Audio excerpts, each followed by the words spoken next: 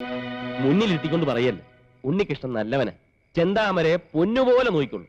ഈ കാശുകാരുമായിട്ടുള്ള ബന്ധമൊന്നും ശരിയാകത്തില്ല. ഇത്രയും കാശുള്ള ഒരു ചെക്കൻ ചെന്താമരയെ കല്യാണം കഴിക്കുന്നു പറയുന്നതിന് നമുക്കൊരു വിലയില്ലേ? എന്നാലും മഹാദേവൻ മുതലാളി പുള്ളിക്ക് ഇതെല്ലാം അറിയാവുന്നത്.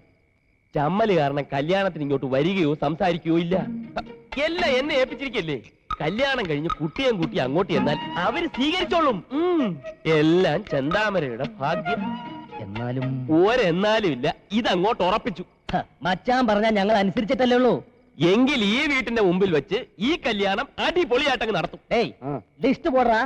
அந்த ஆளு சொல்லும்போது கூட சொல்றது 2. ஆளு சொல்லும்போது கூட சொல்லுங்க மச்சான். மைக்கு மைக்கு அந்த வாழைப்பிண்டி லைட் 8. Tube light. அப்புறம் அந்த மின்னாமின்னி லைட் இல்லையா, அது 2 ഡജൻ போடு. ഈ കത്തയെ അണയം ചെയ്യുന്ന സ്റ്റീരിയൽ ലൈറ്റ്.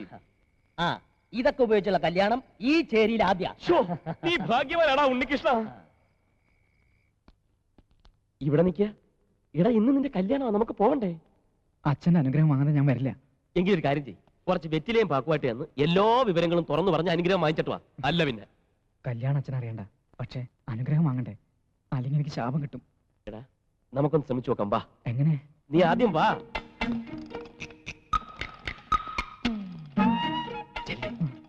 ചെല്ലടാ. എന്താ ഇത്? എന്ത് പറ്റിയടാ? പെട്ടെന്ന് എന്താ രണ്ടുപേർക്കും ഒരു പരുങ്ങല്? അച്ഛാ, ഇന്നുവിന്റെ കല്യാണ.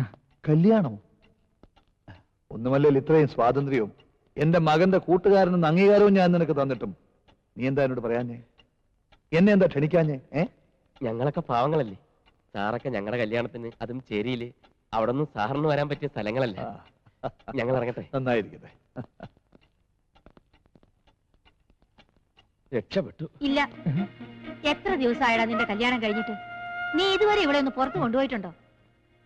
അവൾക്കും കല്യാണത്തിന് വരണമെന്നുണ്ട്. അയ്യോ, ഇനി ഒരുങ്ങി വരുമ്പോഴേക്കും ഒരുപാട് സമയാവില്ലേ?